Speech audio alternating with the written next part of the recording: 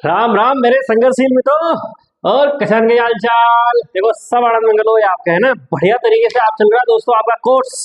और कल अपन बात कर रहे थे ऑक्सीकरण और अपचयन यानी ऑक्सीडेशन एंड रिडक्शन। उसके अंदर आपने लगभग लगभग ऑक्सीकरण और अपचयन की जो भी परिभाषाएं बनती है वो लगभग वहां कंप्लीट कर ली थी। लेकिन आज एक छोटी सी परिभाषा और लिखाना चाह रहा हूं कि ऑक्सीकरण और अपचयन किस आधार पर। जैसे ऑक्सीकरण अंक के आधार पर सबसे पहली बात मैंने क्या शब्द लिखा दोस्तों, ऑक्सीकरण अंक। ऑक्सीकरण अंक के आधार पर आपका क्या डिसाइड करेंगे कि ऑक्सीकरण हो रहा है या अपचयन हो रहा है। तो मैं सबसे पहली एक लाइन लिख दूं कि ऑक्सीकरण यानी ऑक्सीडेशन जो नंबर है यानी ऑक्सीकरण संख्या है उसका बढ़ना दोस्तों, तीर का निशान ऊपर और ईएस लिखने का मतलब इंक्रीज हो रहा है, यानी इसका ऑक्सीडेशन संख्या का बढ़ना क्या कहलाता है दोस्तों, ऑक्सीकरण कहलाता है। क्या कहलाता है दोस्तों, ऑक्सीकरण कहलाता है। समझ में आ गई। अभी बताएंगे दोस्तों, वो मास्टर योग है यार ऑक्सीकरण पहले योग बता, बिल्कुल अभी बताएंगे दोस्तों ऑक्सीकरण के कैसे निकालते हैं। क्योंकि मैंने कल आपको कहा था कि एक ऐसी विद्या बताऊंगा जब आप किसी का भी अगर आप पता करना चाहेंगे कि ऑक्सीकरण हो रहा है या अपचयन हो रहा है, आप 2 सेकंड के अंदर आप पता कर लोगे। बस इसकी थोड़ी सी प्रैक्टिस करनी होगी दोस्तों, 2-4 नियम है वो याद करने होंगे। तो ऑक्सीडेशन नंबर जो निकालना है यानी ऑक्सीडेशन नंबर अगर आप बढ़ रहा है यानी ऑक्सीकरण अंक संख्या बढ़ रही है तो मतलब क्या है दोस्तों, ऑक्सीकरण और ऑक्सीडेशन संख्या। भाई सीधी सी बात है, ऑक्सीकरण अगर बढ़ रहा है यानी पॉजिटिव हो रहा है तो यानी ऑक्सीकरण ही होगा। और ऑक्सीडेशन संख्या जो हो रही है दोस्तों, ऑक्सीडेशन जो नंबर है वो यदि डाउन हो रहा है, डिक्रीज हो रहा है, तो उसका मतलब क्या है दोस्तों, वो अपचयन है। बात समझ में आ गई। रिडक्शन है ये ऑक्सीडेशन है, समझ में आ गई। चलिए अब देखते हैं आप कि भाई इसके आधार पर आप क्या, आपने एक और परिभाषा देख ली ऑक्सीकरण अंक अगर आप बढ़ रहा है। अगर सामान्य भाषा में कल आप दोस्तों बात करूं तो इसको आप एक तरीके से आप संयोजक, वैसे संयोजकता नहीं है, इसको परिभाषा में कहीं बता मत देना कि मास्टर तूने गलत बता दिया। इसका मतलब सामान्य भाषा में दोस्तों संयोजकता जो आप पढ़ते हो ना, संयोजकता, उस संयोजकता को आप एक प्रकार से ऑक्सीडेशन नंबर कह सकते हो एक तरीके से। है नहीं है दोस्तों, बहुत अलग चीज है ये, बहुत डेप्थ चीज है, लेकिन आप कह सकते हो।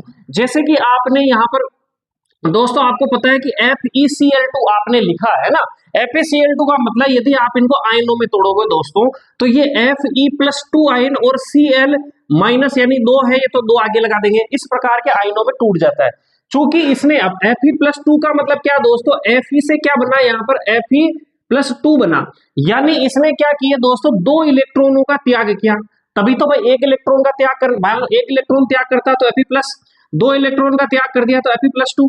भाई त्याग करने पर कौन सा आवेश आता है, इतना मैं बता चुका हूं आपको, धन आवेश आता है। और यदि मान लो दोस्तों कि आपको यदि डिटेल में एनसीईआरटी की समझना हो तो दोस्तों की 10th क्लास के लगभग सारे वीडियो में अपने एक 10th क्लास 10th साइंस की एक प्ले लिस्ट बना रखी है, कक्षा 8 वाली बना रखी है, तो आप बिल्कुल बेसिक से अगर समझना चाहते हो तो वहां से भी वो वीडियो आराम से देख सकते हो।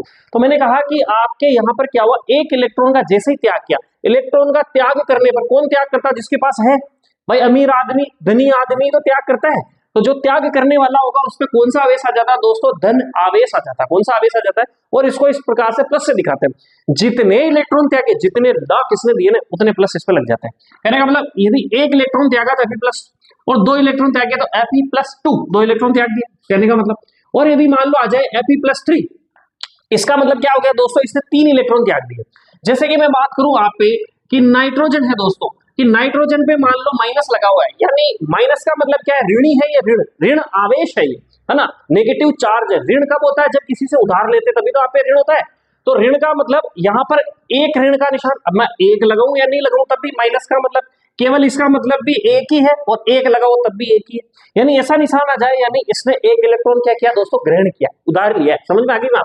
अगर इसने 2 इलेक्ट्रॉन अगर उधार लेता तो -2 आ जाता, 3 इलेक्ट्रॉन यदि उधार लेता है तो कितने आ जाता है, 3 आ जाता है। और मैंने आपको पहले बताया था कि उधार लेना और घटना कहते हैं जब आपके आयनिक बंध बनते हैं दोस्तों, आयनिक बंध, जैसे मान लो NaCl बना था, NaCl इसका परमाणु क्रमांक 11 था और इसका अष्टक पूर्ण हो गया, फिर भी एक इलेक्ट्रॉन इसके पास में एक्स्ट्रा था दोस्तों, है ना। वो जो आपने इलेक्ट्रॉनिक विन्यास समझा था ना, उसके अंदर मैंने बताया था ना, इलेक्ट्रॉनिक विन्यास में बढ़िया कॉन्सेप्ट समझाया था आपको, इलेक्ट्रॉनिक विन्यास, हाँ बिल्कुल। और क्लोरीन का परमाणु क्रमांक आप जानते हो 17 होता है। इसके बाह्यतम कोश में दोस्तों 1 इलेक्ट्रॉन की कमी थी कि 8 इलेक्ट्रॉन हो जाए, ठीक है, बाह्यतम कोश में। अब 8 इलेक्ट्रॉन सब चाहिए, क्रिया विन्यास वो बिल्कुल वहां समझाया था, नहीं आया तो एक बार और वीडियो देख लेना। अब इसको, इसके पास एक ज्यादा, इसके पास एक की कमी है, तो ये क्या कर देता है, इसको 1 इलेक्ट्रॉन दे देता दोस्तों। देने वाले पे पॉजिटिव आवेश आ जाता है, लेने वाले पर नेगेटिव आवेश आ जाता है। इस प्रकार से आयनिक यौगिक बनते हैं। तो जितने इलेक्ट्रॉन आप त्याग रहे हो उतना आप पे क्या हो जाता है, धनावेश आ जाता है। चलिए साहब, यहां तक आप बात मेरे हिसाब से समझ रहे होंगे। अभी बताएंगे देंगे दोस्तों ऑक्सीकरण अंक निकालना कैसे। अब जो मैं समझाना चाह रहा हूं, अब ध्यान से समझना। कल आपने कहा था, कल आपने क्या कहा था दोस्तों, कि कल आपने क्या कहा था, ये पहली बात तो समझ गए ना। तो संयोजकता को आप इस प्रकार से, जैसे Fe+2 है तो उसकी ऑक्सीकरण अवस्था +2 है, Fe+3 का मतलब ऑक्सीकरण अवस्था कितनी है, हाँ, और क्लोरीन पे माइनस लगा है तो -1 उसकी क्या हो गई दोस्तों, ऑक्सीकरण अंक हो गया। ऑक्सीकरण अंक प्लस में भी होगा और माइनस में भी होगा, समझ में आ गई। ऑक्सीकरण अंक का बढ़ना, ऑक्सीकरण जैसे किसी की -1 से अगर 0 ऑक्सीकरण अवस्था हो गई तो ऑक्सीकरण अवस्था का बढ़ना है, ये है ना, समझ में आई ना। आपने पढ़ी होगी ना संख्या रेखा, इधर 0 होता है, इधर प्लस की संख्या बढ़ती जाती है और इधर की तरफ माइनस की संख्या। तो ये -1 है, यहाँ 0 है, तो इसका मतलब इधर आएंगे तो क्या होगा, बढ़ेगा ना। तो -1 से 0 आने पर भी उसको बढ़ना ही बोलते हैं। तो ऑक्सीकरण अंक का बढ़ना और ऑक्सीकरण अंक का बढ़ना क्या होता है, ऑक्सीकरण, और घटना अपचयन होता है। समझ में आ गई बात। चलिए अब अपन समझना चाह रहे हैं अपचायक और ऑक्सीकारक को, कि ये बड़ा ही इंपॉर्टेंट है, थोड़ा सा इसमें कंफ्यूजन है। दो शब्द में पहले यहां लिख देता हूं दोस्तों, ऑक्सीकारक, ऑक्सीकारक और अपचायक। यानी यहां आपको ये दो शब्द समझ में आ गए ना दोस्तों। यहां से प्रश्न भी खूब सारे ढेर सारे पूछे जाते हैं। जैसे कि मैं आपको कल वाला एग्जांपल यहां पर लिखूं, कि यहां पर अगर मान लो मैं लिखूं लोह धातु और ये पर कॉपर सल्फेट लिखूं दोस्तों। कल आपने ये वाला उदाहरण देखा था और आप जानते हो कि ये क्या हुआ, FeSO4 बना और यहां पर Cu बना दोस्तों। समझ में आ गई बात। चलिए साहब, आपने क्या किया कि Fe ने क्या किए, 2 इलेक्ट्रॉनों का त्याग किया, क्या किया, -2 इलेक्ट्रॉनों का त्याग किया। और यहाँ पर क्योंकि ये Fe+2 अवस्था यहाँ हो गई और आपको पता है जो परमाणु अवस्था में इसकी संयोजकता या ऑक्सीकरण अवस्था कितनी है दोस्तों, 0 है, तो इसकी कितनी होगी, +2। अब यहाँ देखते हैं Fe किसमें बदला दोस्तों, Fe2, यानी 2 इलेक्ट्रॉन त्याग कर बना। बात समझ में आ गई। यानी इसने क्या किया, इस जगह पर 2 इलेक्ट्रॉन त्यागे होंगे। अच्छा ठीक है साहब, 2 इलेक्ट्रॉन। अब यहाँ पर जो कॉपर था दोस्तों, अब एक बात बताइए, जो कॉपर है यानी कॉपर जो सल्फेट अभी कौन सी अवस्था में दोस्तों, ये +2 अवस्था में, क्योंकि अगर यहां तोड़ेंगे तो प्लस और SO4 -2 इस प्रकार से ये बनता है। यानी इसमें क्या किया हुआ कि यहां पर कॉपर जो था वो इस पर 2 इलेक्ट्रॉन के, अब यहां आते किसमें चेंज हो गया दोस्तों, कॉपर। अब इसकी ऑक्सीकरण अवस्था कितनी है, 0, ये 0 अवस्था में। और यहां पर इसने क्या किया दोस्तों, 2 इलेक्ट्रॉन क्या किए, त्यागी, ठीक, सॉरी ग्रहण किए। इसने क्या किए, इलेक्ट्रॉन क्या किए दोस्तों, इलेक्ट्रॉन ग्रहण किए और इसने क्या किया, त्यागे। अब मुझे बात बताओ कि कल आपने कहा था त्यागने वाला जो इलेक्ट्रॉन त्यागता है, इलेक्ट्रॉन जो होता है दोस्तों, इलेक्ट्रॉन को E- से दर्शाते हैं। इलेक्ट्रॉन जो त्यागता है वो इलेक्ट्रॉन जो त्यागता है यानी उसके इलेक्ट्रॉन त्यागने के कारण उसमें क्या हुआ दोस्तों, इलेक्ट्रॉन त्यागने का मतलब क्या हुआ, ऑक्सीकरण हुआ साहब। ये लो साहब, ऑक्सीकरण, बिल्कुल सही कह रहे हो आप। यानी इलेक्ट्रॉन त्यागना क्या कहलाता है, ऑक्सीकरण। और इलेक्ट्रॉन है ना, इलेक्ट्रॉन त्यागना है ना, इलेक्ट्रॉन त्यागना और इलेक्ट्रॉन ग्रहण करना, ये क्या कहलाता है दोस्तों, आपका अपचयन। बिल्कुल साहब, यानी कहने का मतलब इलेक्ट्रॉन इसने फेरिक ने त्यागे तो यहां पर इसका क्या हुआ, त्यागने वाले का क्या हुआ दोस्तों, ऑक्सीकरण हुआ। बिल्कुल साहब सही बात है।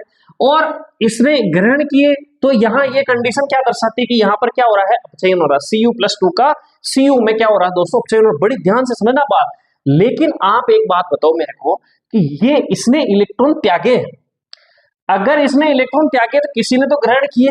बिल्कुल साहब, कॉपर ने ग्रहण किए यहाँ पर इसके त्यागे हुए इलेक्ट्रॉन। भाई भाई फिक्स है ना, हर चीज दुनिया के अंदर ना ऊर्जा बन सकती ना नष्ट की जा सकती, एक रूप से दूसरे रूप में परिवर्तित हो सकती। कोई इलेक्ट्रॉन ग्रहण कर रहा है तो ग्रहण कब कर रहा है, कोई उसको देने वाला तो चाहिए। यानी कोई इलेक्ट्रॉन दे रहा है तब ग्रहण कर रहा है, कोई ग्रहण कर रहा है इसका मतलब कोई ना कोई दे रहा है। बात समझ में आ गई, दोनों बात समझ में आ गई। अब यहाँ पर इसका मतलब अपन कह रहे हैं कि कॉपर ने 2 इलेक्ट्रॉन ग्रहण किए हैं और इसका मतलब किसी ने त्यागे होंगे, किसने त्यागे साहब, फेरिक ने त्यागे। अब यहां पर इस फेरिक यानी आयरन का क्या हुआ दोस्तों, ऑक्सीकरण हुआ। आयरन का क्या हुआ, ऑक्सीकरण, क्योंकि इसने इलेक्ट्रॉन त्यागे। लेकिन दोस्तों इसने इलेक्ट्रॉन त्यागे, इसकी वजह से दूसरे ने ग्रहण किए, यानी उसका क्या हुआ, अपचयन हुआ। यानी इसका स्वयं का अपन फेरिक एक चीज लेके देखे दोस्तों, फेरिक का स्वयं का तो क्या हुआ दोस्तों, ऑक्सीकरण हुआ साहब, ऑक्सीकरण। लेकिन इसने दूसरे के अपचयन में मदद की, किसके अपचयन में मदद की, कॉपर, क्योंकि कॉपर ने इलेक्ट्रॉन ग्रहण किए। कब किए, जब फेरिक ने त्यागे तब तो किए। यानी इसका जो अपचयन हुआ कॉपर का, किसकी मदद से हुआ, इसकी फेरिक यानी आयरन की मदद से। तो जो दूसरे का अपचयन कर रहा है या उसकी मदद कर रहा है वो कौन हो जाएगा दोस्तों, अपचायक। बात समझ में आई नहीं, यहां अगर समझ में आ गई तो एक बार लाइक करें। अपचायक, अपचायक समझ में आ गई? यानी जिसका स्वयं का ऑक्सीकरण हो रहा हो, जिसका स्वयं का ऑक्सीकरण हो रहा हो, लेकिन वो क्या करे, दूसरे का अपचयन करे, वो कौन होगा दोस्तों? अपचायक। अब सबसे पहले बता दो, अपचायक इलेक्ट्रॉन त्यागता है ग्रहण करता है? ओ मार्शल त्यागता है, यानी इलेक्ट्रॉन क्या करेगा दोस्तों? त्यागेगा, त्यागेगा। यानी इलेक्ट्रॉन त्यागने वाला कौन होता है दोस्तों? अपचायक। अब कॉपर की बात पे आ जाते हैं साहब, ये लो कॉपर। कॉपर का क्या हो रहा है दोस्तों? अपचयन हो रहा है साहब, बिल्कुल अपचयन, अपचयन हो रहा है। ये अपचायक है, ये अपचयन है ना? ये क्रिया हो रही है और ये कोई इंसान, मतलब आप समझ सकते हो तत्व की बात कर रहे हैं, है ना? यहाँ क्रिया की बात करें, क्रिया ऑक्सीकरण की हो रही है, लेकिन फिर कौन है? अपचायक है। अगर कॉपर की बात करें दोस्तों, आप ये बताइए कॉपर में क्या हुआ दोस्तों? अपचयन हुआ साहब। अपचयन का मतलब इसने क्या किया दोस्तों? इलेक्ट्रॉन ग्रहण किए। ये इलेक्ट्रॉन कब ग्रहण कर पाया भाई? इसने खींचे होंगे ना इलेक्ट्रॉन। ये ग्रहण कब कर पाया दोस्तों? जब किसी ने त्यागे होंगे, यानी ये किसी ने को त्यागने पर मजबूर कर रहा है। कॉपर क्या कह रहा है कि कोई ना कोई इलेक्ट्रॉन त्यागने पर क्या कर रहा है? मजबूर। भाई यहाँ पर यह सल्फेट को ना, भाई पहले इसकी लुगाई थी, अब इसने लुगाई बना ली, तो इसने बोला भाई कुछ पाने के लिए कुछ खोना पड़ेगा, तो इसमें भाई क्या खोना पड़ेगा? 10-20 लाख रुपए दे दे। यानी इसके पास लाख रुपए का मतलब क्या है? इसके पास इलेक्ट्रॉन है। तो कॉपर ने कहा भाई मैं गरीब आदमी हो रहा हूँ, इसने लूट लिया मेरे को पहले, तो इसको मेरे को क्या है कि 2 इलेक्ट्रॉन में 2 लाख रुपए चाहिए। सर कोई बात नहीं, ले पकड़ 2 लाख रुपए, भाग यहाँ से, आज के बाद ये मेरी। चलिए, तो अब इसका मतलब इसने क्या किया? मजबूर किया इसको कि भाई 2 लाख यानी 2 इलेक्ट्रॉन दे। यानी इसका इलेक्ट्रॉन, फेरिक का इलेक्ट्रॉन निकलाने में मदद की, और फेरिक इलेक्ट्रॉन त्याग रहा है, त्यागने में मदद की, और त्यागने को कहते हैं ऑक्सीकरण। यानी ये ऑक्सीकरण करवा रहा है किससे? आयरन से। तो यानी ऑक्सीकरण करवा रहा है, यानी ये क्या हो गया दोस्तों? ऑक्सीकारक हो गया। क्या हो गया दोस्तों? ऑक्सीकारक। मेरे ख्याल से बात समझ में आई होगी। इसका स्वयं का तो अपचयन हो रहा, लेकिन ये दूसरे का क्या कर रहा दोस्तों? ऑक्सीकारक। ये क्या है दोस्तों? ऑक्सीकरण, यानी दूसरे का ऑक्सीकरण कर रहा है, स्वयं का अपचयन, और दूसरे का क्या कर रहा है दोस्तों? ऑक्सीकरण कर रहा है, यानी ऑक्सीकारक हो गया। समझ में आई बात मेरे हिसाब से ढंग से समझ में आएगी। अब मैं इसको बढ़िया तरीके से लिखा देता हूं, कभी भूलोगे नहीं आप। यानी ये बात बताओ मुझे कि जो ऑक्सीकारक होगा वो क्या करेगा? इलेक्ट्रॉन क्या कर रहा है दोस्तों? ग्रहण करेगा। यानी इलेक्ट्रॉन ग्रहण करने वाला कौन है? ऑक्सीकारक है। देखो आप सोचोगे मार्ट साहब वहां पे तो कहीं समझ, अरे भाई अपचयन और ऑक्सीकरण एक क्रिया है, समझ में आ रही है बात? और ये इस तत्व की बात की जा रही है, भाई ये क्या है? ये ऑक्सीकारक, क्योंकि दूसरे का ऑक्सीकरण करा रहा है, ये दूसरे का ना, खुद का तो अपचयन हो रहा है, लेकिन दूसरे का ऑक्सीकरण करने में क्या कर रहा है? मदद कर रहा है। बात समझ में आ गई? इसको एक बार अगर ऐसे स्क्रीनशॉट लेना चाहो तो भी ले लो, और मैं इसको व्यवस्थित तरीके से नोट्स के रूप में आपको लिखा देता हूं।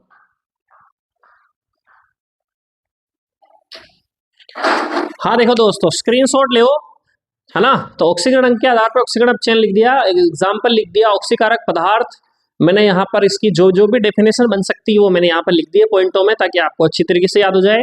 एग्जाम्पल्स लिख दिए दोस्तों, एग्जाम्पल्स आपको याद करना होगा, और जो कठिन शब्द थे उसके मैंने क्या कहते हैं उसको सूत्र को भी आपको यहाँ पर लिख दिया है। एक बार स्क्रीनशॉट ले लीजिए ताकि अगले टॉपिक पर चले। हाँ मित्रों, छापर छापो औपचारिक पदार्थ, एग्जाम्पल्स लिख दिए हैं, हिंदी नाम भी लिख दिया है ना? और यहाँ पर कुछ पदार्थ जो हैं वो ऑक्सीकारक और अपचायक दोनों के रूप में भी कार्य करते हैं दोस्तों, उन्हें ऑक्सीकारक अपचायक पदार्थ कहते हैं। इनके क्या है, ऑक्सीकरण अंक में कभी वृद्धि भी हो जाती है और कभी कमी भी हो जाती है, यानी दोनों के रूप में ही ये कार्य करते हैं। यानी किसी जगह ऑक्सीकारक होगा तो हो सकता है किसी अगली समीकरण में ये अपचायक के रूप में आपको दिखाई दे। और इनके एग्जाम्पल्स लिखने ये बहुत ही ज्यादा महत्वपूर्ण है दोस्तों, है ना?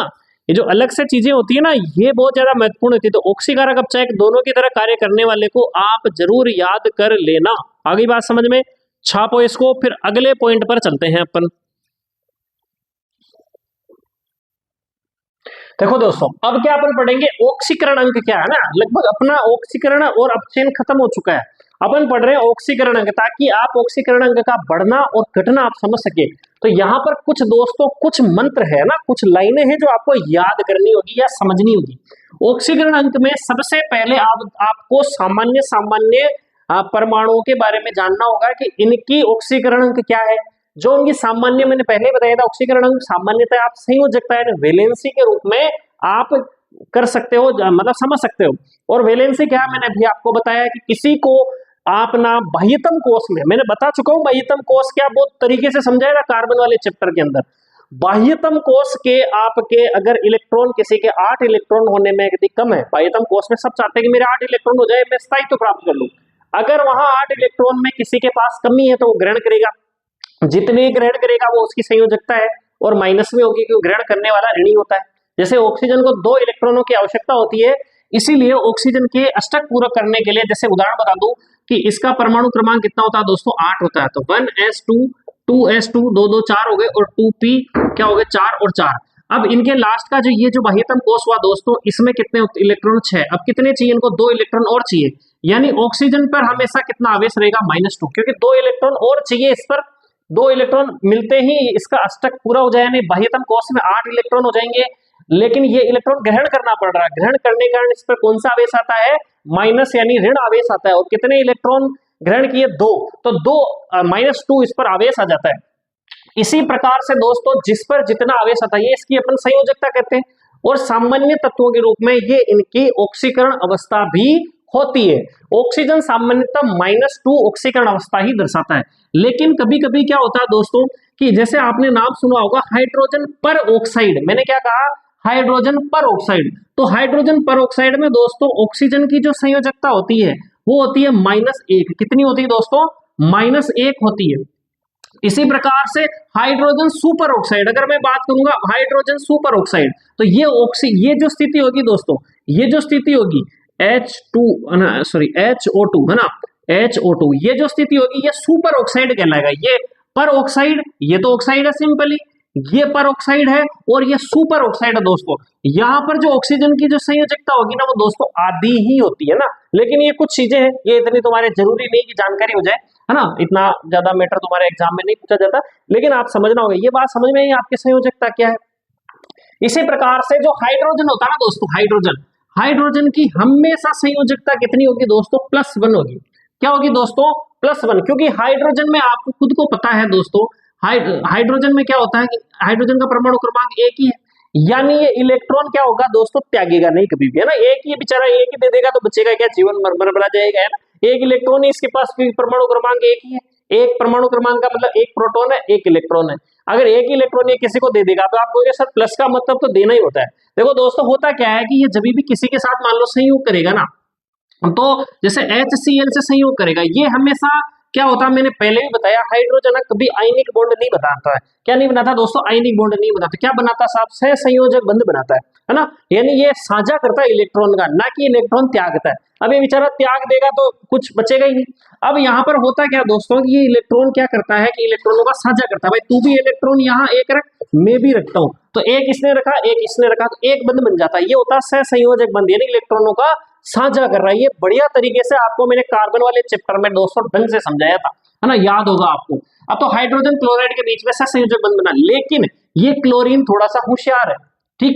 अब ये होशियार का मतलब ये क्या करता है कि इसको बेचारों को थोड़ा ये तो विश्वास में रह जाता है, यार कोई बात नहीं, चलो ठीक है यार, अपना दोस्ती बन गई। सहसंयोजक का मतलब दोस्त हो गए, जो तेरा है वो मेरा, मेरा है जो तेरा है, बात खत्म। चलो, तो ये क्या करता है, थोड़ा सा चापलूस आदमी होता है। ये क्या करता है, थोड़ा सा पावर ज्यादा रखता है हाइड्रोजन से, तो ये जो इलेक्ट्रॉन है दोस्तों, ये इसकी तरफ थोड़े से क्या होता है, इसकी तरफ आ जाते हैं, किसका जाता है, ये थोड़े से लपक लेता, थोड़ा करते खींचते जाता है, तो ये पूरा तो नहीं खींचता था, तो थोड़ा सा अपनी तरफ इसके इलेक्ट्रॉन अपनी तरफ ज्यादा शिफ्ट हो जाते हैं। यानी अब ये खींच रहा है इलेक्ट्रॉन थोड़े ज्यादा शिफ्ट हो गए, तो इस पर आंशिक, क्योंकि ये लेने वाला है तो आंशिक ऋणावेश आ जाता है, और हाइड्रोजन क्योंकि देने वाले के रूप में आ जाता है यहाँ पर, तो आंशिक धनावेश यहाँ पर आ जाता है। इसलिए अपन कहा जाता है कि एक इसकी +1 संयोजकता, बात समझ में आई होगी। लेकिन ये क्या करता है, जैसे धातु में होगी, जैसे मान लो NaH हाइड्राइड जो बनाएगा ना, हमें धात्विक हाइड्राइड है ना, लिथियम हाइड्राइड, ये सोडियम हाइड्राइड, ये इनके साथ में, क्योंकि धातु में हमेशा ध्यान रखना, धातु में कभी ऋणात्मक नहीं होगी दोस्तों। जितनी धातु अभी लिखाऊंगा मैं, धातु में कभी ऋणात्मक नहीं होगी, हमेशा धनात्मक होगी। तो इसके साथ रहने वाला जो ये हाइड्रोजन है, यहाँ पर -1, कौन सी संयोजकता, हाइड्रोजन जो होती है धातु में -1 संयोजकता दर्शाता है दोस्तों। क्लियर, चलिए। और जितने भी परमाणु और आणविक अवस्था में अगर कोई रहेगा, जैसे मान लो H2 I2 Cl2, है ना, O2 N2, इस प्रकार से जो स्वयं के अणुओं के साथ में एक परमाणु अवस्था आणविक अवस्था में रहेगा दोस्तों, इसकी ऑक्सीकरण अवस्था हमेशा क्या रहेगी दोस्तों, 0 रहेगी। क्या रहेगी दोस्तों, 0 रहेगी।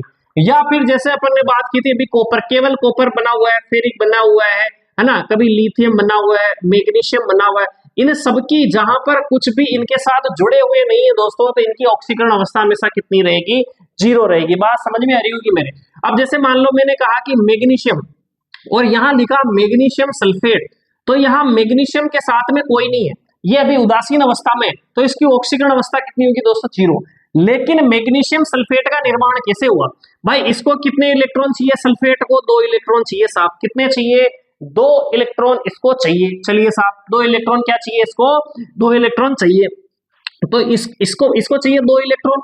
अब ये मैग्नीशियम देने वाला है 2 इलेक्ट्रॉन, तो इसको Mg+2 और ये -2 इस प्रकार से रहता है। चलिए, है ना? तो यानी ये आयनिक रूप में आ गया। जब भी ये किसी के साथ में संपर्क करेगा, यानी ये जो यौगिक बनाएगा दोस्तों, जब भी ये यौगिक बनाएगा तो इलेक्ट्रॉन, कोई भी यौगिक बनता है तो इलेक्ट्रॉन त्यागने या ग्रहण करने से, या फिर जैसे HCl बनाया तो साझा करने से बनता है। कुल मिला के इलेक्ट्रॉन बाहर आते हैं मैदान के अंदर। तो मैग्नीशियम या प्रॉपर इलेक्ट्रॉन दे देता है सल्फेट को, प्रॉपर इलेक्ट्रॉन 2 ये ग्रहण कर लेता है, तो ये देने वाला हुआ। तो यहाँ पर लेन देन चल गया, क्योंकि यहाँ यौगिक बन रहा है। बिना लेन देन के यौगिक बनते नहीं है, तो यहाँ पर तो कोई लेन देन नहीं हो रहा है, यानी ऑक्सीकरण अवस्था 0 है।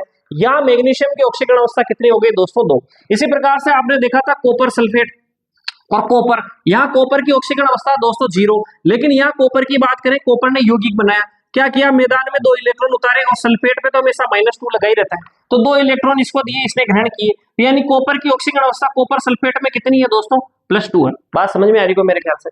अब जितनी भी आपकी धातुएं या क्षार धातुएं जिन्हें कहते हैं अपन, क्षार धातुएं, है ना, हेलिनाकी, रब से फरियाद, है ना, इस प्रकार से लिखते हैं दोस्तों। Lithium, sodium, rubidium, caesium, francium, ये इस प्रकार से लिखी जाती है, धातुएं होती है हमेशा, क्योंकि ये पहले वर्ग में आती है, इसलिए इन धातुओं की ऑक्सीकरण अवस्था हमेशा कैसी होती है दोस्तों? प्लस होती है। और मैंने अभी आपको बताया कि धातुएं कभी भी ऋणात्मक ऑक्सीकरण अवस्था नहीं दर्शाएगी। धातुएं जितने भी होगी वो प्लस में ही ऑक्सीकरण अवस्था दर्शाएगी, यानी ये इलेक्ट्रॉन त्यागती ही है, ग्रहण नहीं करेगी। समझ में आ गई बात? अब बेचारा देखो ना, आप हाइड्रोजन खुद देने वाला होता है, ले भाई ये तो तैयार रहता है ना, भाई साझा कर लो, है ना, मैं तो सीधा साधा हाइड्रोजन। अब ये हाइड्रोजन को बेचारा ये हाइड्रोजन जो बिल्कुल सीधा साधा ना, इससे भी देखो आप सोडियम और लिथियम, इसको भी कहते यार तू ले ले यार, इतने बेचारे दयालु, हाइड्रोजन से भी दयालु होते हैं ये कौन? धातुएं। ले ले यार तू इलेक्ट्रॉन ले, धातुएं बेचारी इतनी शरीफ और इतनी सीधी सादी होती, बस ये देने में लगी रहती, ले इलेक्ट्रॉन ले लो, ले लो ले लो। जो देने वाला होता है इसमें हमेशा कौन सा आवेश आता? धन आवेश। कितने इलेक्ट्रॉन देते हैं ये? 1 इलेक्ट्रॉन, तो इनमें प्लस है। अब आती क्षारीय मृदा धातुएं, क्षारीय मृदा धातुएं, ठीक है। मृदा जो धातुएं होती दोस्तों, अच्छा इनको धातु और या क्षार धातु इसलिए बोला गया दोस्तों कि ये ऑक्साइड बनाती है ना, और ये जल के साथ हाइड्रोक्साइड बनाती है, क्षारीय मृदा धातु है ना। अब इनके कौन आएगा? बेटा, मांगे, कार, स्कूटर, बाप, रोए, है ना, इस प्रकार से। अब यहाँ पर देखो बेरिलियम, मैग्नीशियम, कैल्शियम, स्ट्रांसियम और बेरियम, ये क्या होते हैं? दूसरे वर्ग के हैं। तो ये कितने इलेक्ट्रॉन त्यागने की क्षमता रखता है दोस्तों? 2, और त्यागने पर प्लस लगाया जाता है, तो हमेशा इनकी ऑक्सीकरण अवस्था कितनी मानी जाती है दोस्तों? 2। और जो संक्रमण जो धातुएं होती है, जिससे उसके अंदर स्ट्रांसियम है ना, strontium, titanium, vanadium, chromium, manganese, ferric, cobalt, nickel, copper, zinc, ये आपकी संक्रमणशील धातुएं कहलाती 10। ये जो 10 धातुएं होती है, संक्रमणशील का मतलब होता है कि इनकी ऑक्सीकरण अवस्था दोस्तों बदलती रहती है। आपने इसमें फेरिक एक नाम दिया दोस्तों, ये +2 अवस्था में भी रहता है और +3 अवस्था में भी रहता है। मैग्नीज जो होता है दोस्तों, ये +2 से लेकर +7 तक दर्शाता है दोस्तों। +2, +3 यानी 2 इलेक्ट्रॉन भी त्याग कर सकता है, इतना दानी है। देखो सबसे दानी कौन है? ये मैग्नीज है। कौन है दोस्तों? Mn मैग्नीज है। तो +2 भी त्याग कर देगा, ले 3 भी ले, 4 भी ले, लगभग ये 7 इलेक्ट्रॉन तक दान कर सकता है दोस्तों। तो इसकी ऑक्सीकरण अवस्था +7 तक होती है। यही निकालनी रहती है कि वहां पर ऑक्सीकरण अवस्था क्या है। चलिए साहब, यहां तक मेरी बात समझ में आएगी नहीं? मेरे ख्याल से आपको आगे होगी। और जितने भी हेलोजन तत्व ना दोस्तों, ये तो बहुत खतरनाक लोग हैं ना, हेलोजन तत्व। हमेशा मैं इनको बोलता हूँ ये चोर डकैत है, ये लूट लेते हैं दोस्तों, लूट लेते हैं। यानी इनमें इलेक्ट्रॉन लूटने की क्षमता सबसे ज्यादा होती है दोस्तों। इनमें कौन होता है? आपके क्लोरीन होता है ना। सबसे ज्यादा चोर ये है दोस्तों फ्लोरीन। यानी अगर पूछ लिया जाए कि सबसे ज्यादा इलेक्ट्रॉन नेगेटिविटी किसकी होती है, यानी इलेक्ट्रॉन को अपनी ओर खींचने की क्षमता किसकी होती है दोस्तों? विद्युत ऋणता हिंदी में कहें तो वो किसकी होती है दोस्तों? फ्लोरीन की। सबसे बड़ा चोर कौन? फ्लोरीन। इसके बाद दोस्तों क्लोरीन, है ना, ब्रोमीन, आयोडीन। तो इस प्रकार के ये जो हेलोजन तत्व, यानी हेलोजन का मतलब क्या होता है कि लवण बनाने वाले, तो नमक वमक सब इन्हीं के बनते हैं ना। तो जितने भी लवण यानी नमक जो बनता है दोस्तों, सोल्ट्स, वो सब इनसे बनते हैं, तो इसलिए इनको हेलोजन तत्व बोला गया। और इनकी हमेशा क्या होगी दोस्तों? -1 होगी। यानी ये लेने लेने का, भाई चोर है तो इनमें क्या है, इधर लेने लेने का काम करते हैं दोस्तों, है ना। तो ये क्या होता है, लेकिन याद रखना फ्लोरीन जो है दोस्तों हमेशा -1 ही दर्शाएगा। इसके अलावा कभी कभी बहुत सारे एग्जांपल्स ऐसे हैं कि इनको भी पागल बनाने वाले आ जाते हैं, यानी इनसे भी इलेक्ट्रॉन लेने वाले आ जाते हैं, इनसे भी इलेक्ट्रॉन लेने वाले आ जाते हैं। अगर ये इलेक्ट्रॉन लेने वाले आएंगे यानी इनको इलेक्ट्रॉन देना पड़ेगा दोस्तों, है ना। कभी कभी चोरों को एसपी पकड़ ले होते हैं ना, फिर इस प्रकार से ये तो सबसे बड़ा चोरी तो किसी के हाथ में नहीं आता दोस्तों, वही है ना धूम वाला ऋतिक रोशन है। तो अब ये क्लोरीन ब्रोमीन आयोडीन जो इनसे कभी कभी कोई इलेक्ट्रॉन निकला देता है, तो ये इलेक्ट्रॉन त्यागते थे, कभी कभी क्या होते हैं दोस्तों धन वाली संयोजकता भी प्रदर्शित कर जाते हैं ना कभी कभी, लेकिन ये जनरली -1 संयोजकता ही दर्शाते हैं। फिर ये प्लस, जैसे क्लोरीन +7 तक भी दर्शाया हुआ है ना ऑक्सीकरण अवस्था, तो कोई दिक्कत नहीं। ये बात समझ में आई कि नहीं आई, मेरे हिसाब से आई होगी, है ना। अब अपन कुछ उदाहरण से आपको मैं समझा देता हूं दोस्तों।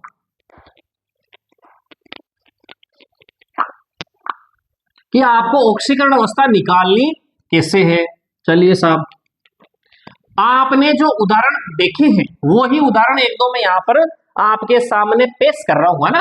हाँ, ऐसा लग रहा है जैसे जिल्ले लही अकबर डांस देख रहे हो और या अनारकली डांस कर रही है ना। चलो यहाँ देखो फेरिक प्लस कॉपर सल्फेट, और यहाँ पर इसकी लुगाई कौन ले गया, ये फेरिक ले गया, और यहाँ पर कॉपर बेचारा इसको धक्के मार के बाहर निकाल दिया। चलिए ठीक है, ये रिएक्शन आपने देखी। आपको पता है कि ये कौन सी अवस्था में, उदासीन अवस्था में, किसी से ये कोई आए, किसी से ये यौगिक नहीं बना रहा है, नहीं बना रहा है, तो ये उदासीन अवस्था में तो इसकी ऑक्सीडेशन स्टेट जो हो जाएगी दोस्तों, ऑक्सीकरण अवस्था कहते हैं ऑक्सीडेशन स्टेट या ऑक्सीकरण, जो इसकी कितनी हो गई दोस्तों 0। कॉपर की बात करते हैं साहब, जो कॉपर होता है देखो कॉपर सल्फेट में कॉपर, अब इसको निकालने के लिए हमेशा याद रखना किस प्रकार से यौगिक रख लें आप, और इसके सामने वैसे अगर आपको पता हो तो सल्फेट जो होता है दोस्तों ये -2 का है, ठीक है, -2 है, तो ये बराबर नीचे कुछ नहीं आ रहा ना, यानी दोनों बराबर वाले हैं, तो बराबर वाले हैं तो दोस्तों इसकी भी +2 होगी, लेकिन फिर भी अपन निकालना सीख लेते हैं सामान्यतया। अपन देखो सल्फेट की बात, भाई जिसको आप निकाल रहे हो उसको आपको अक्स मान लेना, और इस पूरी समीकरण के अलावा अगर देखो बहुत सारी जगह आपने देखा होगा ना मतलब Cr2O7 और या -2 लग जाता है, अगर इस प्रकार से -2 लगे ना तो यहाँ पर आपको लिखना है Cr2O7 बराबर -2 लगा देना, लेकिन यहाँ इसके ऊपर कोई आवेश नहीं है, तो नहीं है तो दोस्तों इसका भी निकाल के बता दूंगा अभी, अगर इसके ऊपर कोई आवेश नहीं है तो यहाँ क्या लिख देना, 0 लिख देना, यानी इसको कॉपर सल्फेट के बराबर आपको मान लेना 0। चलिए साहब, अब जिसकी ऑक्सीकरण अवस्था निकालनी, कॉपर की निकालनी है अपने को, चलिए साहब कॉपर की निकालनी है, तो कॉपर की ऑक्सीकरण अवस्था क्या माननी होगी आपको, अक्स मान लो, क्योंकि कॉपर एक ही है तो एक अक्स हो गया। चलिए ठीक है, अब सल्फर की बात करते हैं दोस्तों, ये जो सल्फर की बात करते हैं ना, तो सल्फर को आप जानते हो कितने होते हैं ऑक्सीकरण अवस्था सल्फर की, बताइए साहब, सल्फर की ऑक्सीकरण अवस्था यहाँ पर कितनी है दोस्तों 6, और इसके बारे में बात करते हैं, देखो यहाँ पर ऑक्सीकरण अवस्था कितनी है दोस्तों 6, और यहाँ पर जो ऑक्सीजन की ऑक्सीकरण अवस्था कितनी होती है माइनस, टोटल ऑक्सीजन कितने हैं दोस्तों 4, तो 4 दूनी 8, और वो भी किस में होते हैं दोस्तों माइनस में, और बराबर लगा देनी है 0। अब देखो यहाँ x है, एक प्लस का और एक माइनस का, और क्रिया होगी घटाने की, तो 8 में से 6 गया तो कितना बचा दोस्तों 2, और निशान आता हमेशा बड़ी संख्या का, बड़ी संख्या माइनस, तो इसमें हो गया -2 बराबर 0। अपन जानते हैं पक्षांतरण करेंगे उधर जाएगा 2, तो इसका निशान चेंज हो जाएगा, तो ये क्या हो जाएगा +2, तो x बराबर +2। x किसको माना दोस्तों, अपने कॉपर को माना, तो यानी कॉपर की संयोजकता कितनी निकल के आई, +2 निकल के आई, बात समझ में आ गई। तो यानी ऑक्सीकरण अवस्था यहाँ पर कॉपर की कितनी है दोस्तों 2, ठीक। इसी प्रकार से फेरस सल्फेट, देखो यार सल्फेट यहाँ से माना तो ये सल्फेट का यही है, सल्फेट का यहाँ पर कितना आया -2, तो यानी इसको अक्स मान लो, ये -2 फिर से 0, तो इधर वो जाएगा वापस प्लस का हो जाएगा, यानी यहाँ पर फेरिक की ऑक्सीकरण अवस्था कितनी है दोस्तों 2 आई, समझ में आ गई। तो 0 से 2 यानी ऑक्सीकरण अवस्था बढ़ रही है, तो इसका तो हो गया दोस्तों ऑक्सीडेशन, इस प्रकार से आप निकाल सकते हो। कॉपर सल्फेट में +2 है, और यहाँ केवल ये परमाणु अवस्था में, तो यानी इसकी हो गई 0, तो यानी कॉपर पहले +2 में था, अब हो गया 0, यानी केवल कॉपर रह गया, तो ऑक्सीकरण अवस्था यहाँ +2 और यहाँ 0, तो क्या हुआ दोस्तों ऑक्सीकरण अवस्था घटी बढ़ी, बिल्कुल घटी है साहब, है ना, तो घटी है, ऑक्सीकरण अवस्था घटना क्या कहलाता है दोस्तों, रिडक्शन यानी अपचयन कहलाता है, बात समझ में आई। चलो इसका निकाल के देख लेते हैं कि K2Cr2, भाई होता क्या है भाई, या तो आप K2Cr2O7 मान लो, K2Cr2O7, है ना, इसका भी कर लेते हैं और इसका भी अपन बाद में भी कर लेंगे। चलिए इसका देखो, इसमें आपको मान लो निकालना भाई क्रोमियम की आपको ऑक्सीडेशन स्टेट निकालो, चलिए साहब निकालो, तो भाई के आपको पोटेशियम अभी बताया मैंने, क्षारीय धातु पहली वाली, तो इसकी ऑक्सीकरण अवस्था 1 होती है, टोटल है ये 2, तो 1 को 2 से गुणा करेंगे दोस्तों हो जाएगी 2। और जिसको अभी बताया मैंने आपको प्लस के निशान लगाते हुए चल रहा है ना। और देखो यहाँ बताया क्रोमियम, क्रोमियम आपको पता है कि पता है निकालनी है ना, तो x मान लेंगे भाई, जिसकी निकालनी उसको x है कितने टोटल 2, ये लो साहब 2x हो गया। अब यह ऑक्सीजन का अपना बताओ -2 होता है भाई, -2 है, टोटल ऑक्सीजन के कितने हैं 7, यहाँ पर परमाणु है, तो 7 दूनी 14, तो -14 आ गए साहब, ये लो साहब -14। और इसके बराबर में कोई इसके ऊपर आवेश नहीं है, तो इसको बराबर में क्या मान लेंगे साहब 0 मान लेना।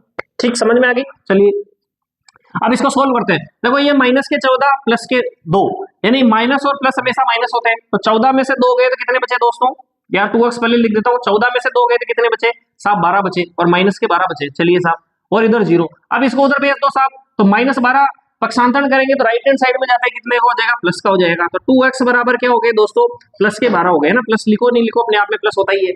और यहाँ आप जानते हो तो 2x बराबर 12 है, तो 12 में क्या कर देंगे 2 का भाग दे देंगे, तो यहाँ पर x बराबर 6 आ जाएगी, यानी Cr2 बराबर क्या हो गई दोस्तों 6। तो अभी आधे आधे बांट लेंगे भाई, आधे आधे बांट लो, तो 1 Cr बराबर 1 Cr यानी 1 क्रोमियम पर कितना आवेश आ गया दोस्तों, 3 आवेश आ गया। और किसका आया या किसका आवेश है दोस्तों, प्लस का, तो यानी Cr पर कितने का आवेश है, यहाँ पर +3 का आवेश है। सेम यहीं पर ये यही निकल के आएगा दोस्तों, बस यहाँ पर देखो, यहाँ पर पोटेशियम जोड़ दिया इसलिए माइनस, माइनस अगर यहाँ लगा हुआ है तो इसके आगे -2 लगा के अपन करेंगे तब भी यही निकल के आएगा। बात समझ में आई होगी मेरे हिसाब से, है ना। ये दोस्तों निकालने का इस प्रकार से आप क्या कर सकते हो, ऑक्सीकरण अंक निकाल सकते हो। तो ऑक्सीकरण अंक का निकालना क्या कहलाता है दोस्तों, ऑक्सीकरण अंक का बढ़ना क्या कहलाता है ऑक्सीकरण, और घटना क्या कहलाता है रिडक्शन कहलाता है। अगर एक दो उदाहरण अगर अपन और देखें दोस्तों, तो देखो और अपन देखते हैं उदाहरण MnO2, क्या देखा दोस्तों MnO2 मैग्नीज डाइऑक्साइड। चलो इसका देखते हैं कितना है साहब, तो इसके बराबर, इस पर कोई आवेश नहीं है तो 0 लिख दो। तो मैग्नीज का अपने को निकालना, तो इसको x मान लो, चलिए, है ना। और देखो ऑक्सीजन को अपन जानते हैं -2 है, कितने ऑक्सीजन है साहब 2, तो कितने हो गए 2 दूनी 4 यानी -4, ये लो साहब -4 बराबर 0, ये उधर जाएगा तो क्या हो जाएगा दोस्तों +4 हो जाएगा, यानी अब मैग्नीज की जो ऑक्सीकरण अवस्था है वो कितनी है दोस्तों +4 है। कितनी है दोस्तों +4 है। यदि और अपन देखें दोस्तों, चलो अमोनिया, जिसको तुम जानते हो उसकी कर लेते हैं दोस्तों, अमोनिया, है ना। तो इसमें नाइट्रोजन की ऑक्सीकरण अवस्था अपने को निकालनी, तो नाइट्रोजन को मान लो x, हाइड्रोजन की ऑक्सीकरण अवस्था हमेशा +1 होती है, टोटल संख्या है 3, तो 3 एकम 3, तो 3 आ गया, इधर 0 मानना ही है, कुछ नहीं आवेश, तो ये 0 उधर भेजेंगे तो क्या आ जाएगा दोस्तों -3, यानी नाइट्रोजन की यहाँ संयोजकता कितनी है दोस्तों -3, यहाँ पर क्या है दोस्तों संयोजकता है। बहुत सारे उदाहरण दोस्तों आपको, जैसे आपने देखा होगा लाफिंग गैस N2O, है ना। अब यहाँ नाइट्रोजन की -3 आई, अब N2O जो होता है दोस्तों, अब यहाँ नाइट्रोजन की ऑक्सीकरण अवस्था कितनी है दोस्तों, अब अभी पता लगाने के लिए भाई जिसको पता लगाना है नाइट्रोजन का उसको मान लेते हैं पर x, कितनी संख्या में है 2, तो यहाँ लगा दिया 2x। अपने को पता ऑक्सीजन की संयोजकता कितनी होती है -2, चलिए साहब अभी एक ही है तो ये -2 लगा दिया बराबर 0, तो इसको उधर भेजेंगे भाई, पक्षांतरण करेंगे, इसको उधर भेजेंगे तो किसकी हो जाएगी दोस्तों +2। चलिए साहब अब यहाँ पर x बराबर क्या हो जाएगा +2 में किसका भाग दे दोगे 2 का, 2 एकम 2, यानी प्लस की 1 संयोजकता किसकी आ गई यहाँ पर नाइट्रोजन की 1। अब आप कहोगे कि मार साहब आपने तो नाइट्रोजन की संयोजकता बताई थी अभी कितनी, कि भाई साहब 3 आती है, माइनस आती है, लेकिन आपको यह देखना होगा कि नाइट्रोजन और ऑक्सीजन में, भाई ऑक्सीजन जैसा आपने कहा ना कि सबसे बड़ा चोर कौन, क्लोरीन है ना, तो क्लोरीन के बाद में 2 उस्ताद और आते हैं दोस्तों, ऑक्सीजन और क्लोरीन, इनकी विद्युत ऋणता भी बहुत खतरनाक होती है, समझ में आ गई ना बात। तो इनकी विद्युत ऋणता भी क्या होती है दोस्तों खतरनाक होती है। तो ये जो ना ये क्लोरीन ये इसी से बनता है केवल ऑक्सीजन से, और ऑक्सीजन है ना इस नाइट्रोजन के इलेक्ट्रॉन को भी खींच लेता है, तो यहाँ पर ऑक्सीजन के साथ में ये इलेक्ट्रॉन दाता का काम करता है दोस्तों नाइट्रोजन, है ना। तो इसलिए इसकी नाइट्रोजन किसमें आ गई दोस्तों प्लस में आ गई। और भी कई सारे उदाहरण है, देखो एक और मैं आपको बताता हूँ Fe3O4, देखो ये Fe3O4 है ना, ये आपको सामान्य दिखाई दे रहा है, Fe3O4 नहीं है दोस्तों ये, है ना, लेकिन आप देखते हो जंग के सूत्र में, तो मैं बार बार आपको बताता हूं दोस्तों कि जंग के सूत्र में जो होता है ये Fe3 और, चलो अपन बात करते हैं फिर, बार बार मैं बताता हूं भाई इसको तोड़ के इस तरीके से लिखा जाता है, लेकिन चलो ठीक है इसकी ऑक्सीकरण अवस्था निकाल के अपन देखते हैं। तो इसके बराबर लिखना 0 कोई आवेश नहीं है, तो फिर यहाँ पर ऑक्सीकरण अवस्था निकालनी है, इसको मान लेते हैं x, टोटल है 3, तो 3x हो गया। इसको जानते हैं अपन -2 होती है ऑक्सीजन की, टोटल 4 है तो 4 दूनी 8, तो -8 हो गया साहब, ये -8 है ना, बराबर 0। तो 3x बराबर ये उधर जाएगा तो प्लस के 8 हो जाएंगे, तो x बराबर क्या हो जाएगा 8/3। 8/3 कहाँ से बताओ आप, ऑक्सीकरण अवस्था हो गई, नहीं होगी ना। चलिए, तो इसके लिए आप क्या करते हैं कि Fe3O4 है ना, 8/3 को भी वो टुकड़ों में फिर लेते हैं दोस्तों ना। अब सुनो मेरी बात, होता क्या है, ये Fe3O4 वास्तव में नहीं है, ये जंग है ना, तो FeO.Fe2O3 है दोस्तों। अच्छा हमारे साथ यह बात है कि बिल्कुल, तो यानी ये अगर FeO में यहाँ पर ऑक्सीकरण अवस्था कितनी है दोस्तों, इसकी 2 है, कितनी है दोस्तों 2, और यहाँ पर क्या हो गई दोस्तों, इस पर भी 3 और 2 भाई, 2 है ना भाई, इसमें निकाल के देख लेते हैं भाई, 2x और ऑक्सीजन की -2 होती है, टोटल 3 है तो 6 हो गए, तो ये -6 बराबर 0। तो यहाँ x इधर क्या हो जाएगा, देखो 2x बराबर ये उधर जाएगा तो प्लस के 6, और x बराबर क्या हो गया 6 में 2 का भाग देंगे 3, तो यहाँ पर भी क्या हो गया दोस्तों, यहाँ +3 आ गई है ना, तो 2 है तो +3 +3 3 3 2 और ये 6।